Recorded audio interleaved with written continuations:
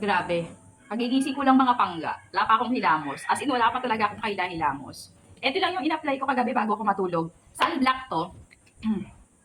Sunblock to mga pangga, pero nag-apply ako bago matulog. Ito yung appearance ng face natin, oh. Ito yung appearance ng face ko.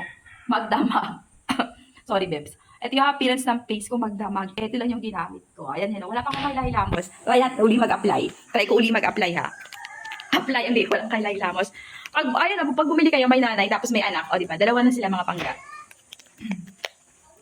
Pakita ko yung appearance. White yung pinaka-texture niya. Ayan, o.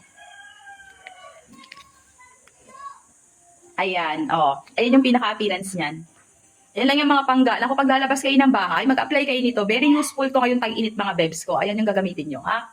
Pag lalabas kayo ng bahay, eto lang.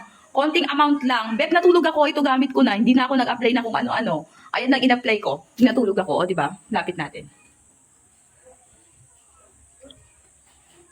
Binagdamag ko na siya. Tapos pinatong ko pa. Ito yung pinaka-appearance niyan, oh.